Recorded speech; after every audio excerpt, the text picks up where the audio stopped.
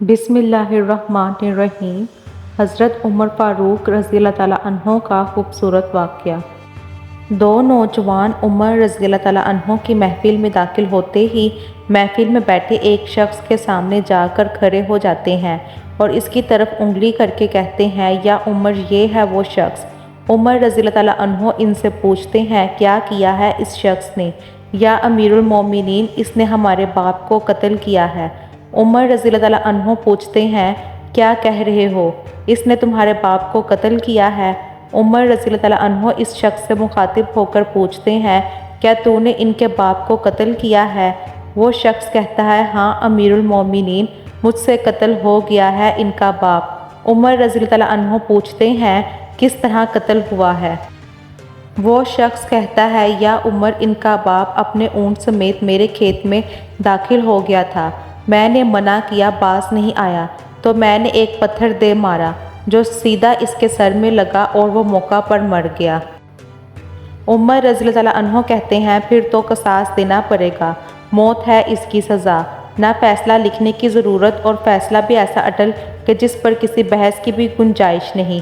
نہ ہی اس شخص سے اس کے کنبے کے بارے میں کوئی سوال کیا گیا ہے، نہ ہی یہ پوچھا گیا ہے کہ تعلق کس قدر شریف خاندان سے ہے، نہ ہی یہ پوچھنے کی ضرورت محسوس کی گئی ہے کہ تعلق کس معزز قبیلے سے تو نہیں، معاشرے میں کیا رتبہ یا مقام ہے۔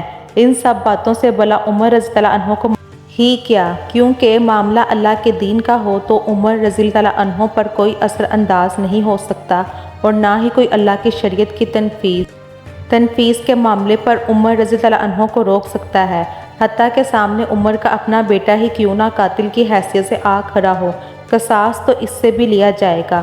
وہ شخص کہتا ہے، اے امیر المومنین، اس کے نام پر جس کے حکم سے یہ زمین و آسمان قائم کھڑے ہیں، مجھے صحرا میں واپس اپنی بیوی بچوں کے پاس جانے دیجیے، تاکہ میں ان کو بتا آؤں کہ میں قتل کر دیا جاؤں گا، ان کا اللہ اور میرے سوا کوئی آسرا نہیں ہے، میں اس کے بعد واپس آ جاؤں گا۔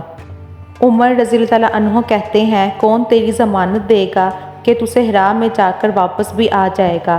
مجمع پر ایک خاموشی چھا جاتی ہے، کوئی بھی تو ایسا نہیں ہے جو اس کا نام تک بھی جانتا ہو۔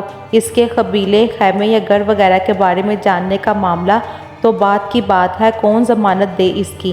کیا یہ 10 درہم کے ادار یا زمین کے ٹکڑے یا کسی اونٹ کے سودے کی ضمانت کا معاملہ ہے؟ ادھر تو ایک گردن کی ضمانت دینے کی بات ہے جسے تلوار سے اڑا دیا جانا ہے، اور کوئی بھی تو ایسا نہیں ہے جو اللہ کی شریعت کی تنفیذ کے معاملے پر عمر رضی اللہ عنہ سے اعتراض کرے یا پھر اس شخص کی سفارش کے لیے ہی کھڑا ہو جائے، اور کوئی ہو بھی نہیں سکتا جو سفارشی بننے کی سوچ سکے۔ محفل میں موجودہ صحابہ پر ایک خاموشی سی چھا گئی ہے۔ اس صورتحال سے خود عمر رضی اللہ عنہ بھی متاثر ہیں، کیونکہ اس شخص کی حالت نے سب کو ہی حیرت میں ڈال کر رکھ دیا ہے۔ کیا اس شخص کو واقعی قصاص کے طور پر قتل کر دیا جائے اور اس کے بچے بھوکوں مرنے کے لیے چھوڑ دیے جائیں، یا پھر اس کو بغیر ضمانتی کے واپس جانے دیا جائے؟ واپس نہ آیا تو مقتول کا خون رائگا جائے گا۔ خود عمر رضی اللہ عنہ بھی سر جھکائے افسردہ بیٹھے ہیں۔ اس صورتحال پر سر اٹھا کر التجا بری نظروں سے نوجوانوں کی طرف دیکھتے ہیں، معاف کر دو اس شخص کو۔ نوجوان اپنا آخری فیصلہ بغیر کسی جھجک کے سنا دیتے ہیں، نہیں امیر المومنین، جو ہمارے باپ کو قتل کرے اس کو چھوڑ دیں، یہ تو ہو ہی نہیں سکتا۔ عمر رضی اللہ عنہ ایک بار پھر مجمع کی طرف دیکھ کر بلند آواز سے پوچھتے ہیں، اے لوگو، ہے کوئی تم میں سے جو اس کی ضمانت دے؟ ابو ذر غفاری رضی اللہ عنہ اپنے زہد و صدق سے بھرپور بڑھاپے کے ساتھ کھڑے ہو کر کہتے ہیں، میں ضمانت دیتا ہوں اس شخص کی۔ عمر رضی اللہ عنہ کہتے ہیں، ابو ذر، اس نے قتل کیا ہے۔ ابو ذر رضی اللہ عنہ اپنا اٹل فیصلہ سناتے ہیں، چاہے قتل ہی کیوں نہ کیا ہو۔ عمر رضی اللہ عنہ، جانتے ہو اسے؟ ابو ذر رضی اللہ عنہ نہیں جانتا۔ عمر رضی اللہ عنہ، تو پھر کس طرح ضمانت دے رہے ہو؟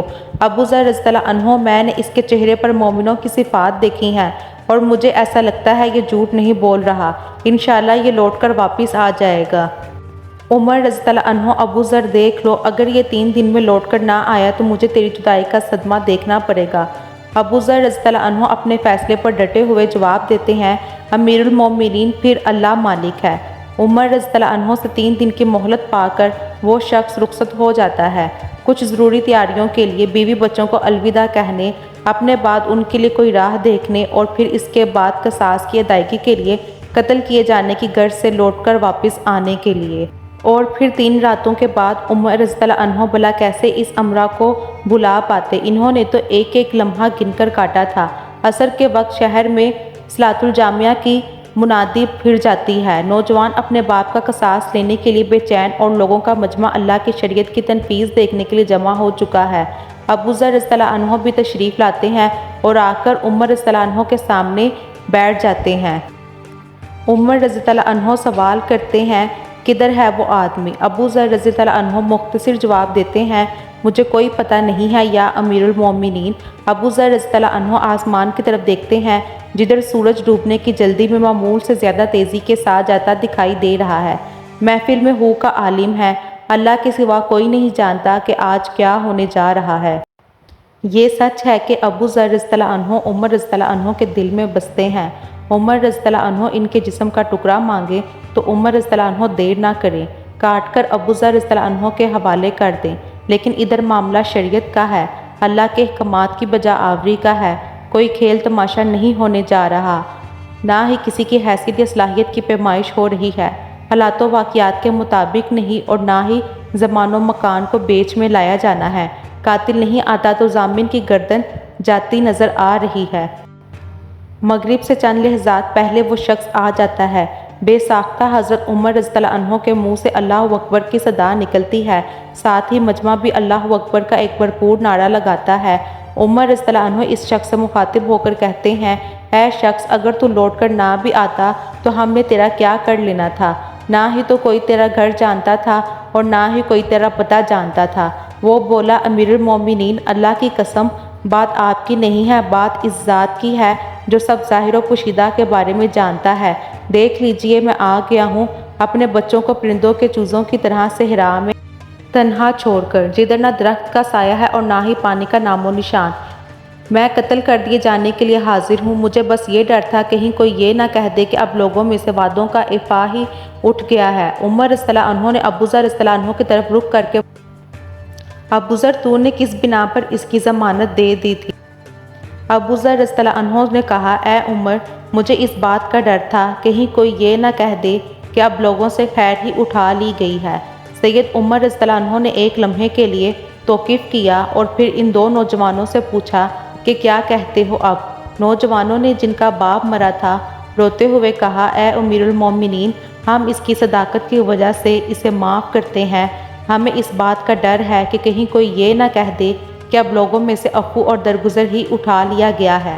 عمر رضی اللہ عنہ اللہ اکبر پکار اٹھے اور آنسو ان کی داڑھی کو تر کر نیچے گرنے لگے۔ اے نوجوانوں، تمہاری عفو درگزر پر اللہ تمہیں جزائے خیر دے۔ اے ابو ذر، اللہ تجھے اس شخص کی مصیبت میں مدد پر جزائے خیر دے، اور اے شخص، اللہ تجھے اس وفائے عہد و صداقت پر جزائے خیر دے، اور اے امیر المومنین، اللہ تجھے تیرے عدل و رحم دلی پر جزائے خیر دے۔ تو پیارے ناظرین، کیسی لگی آپ کو آج کی میری یہ سٹوری؟ اگر آپ کو پسند آئی ہے تو مجھے کمنٹ کر کے بتائیں، اور ایسی ہی نیو ویڈیوز کے لیے میرے چینل کو سبسکرائب کریں تاکہ آپ کو آنے والی نئی ویڈیوز ملتی رہیں۔ شکریہ۔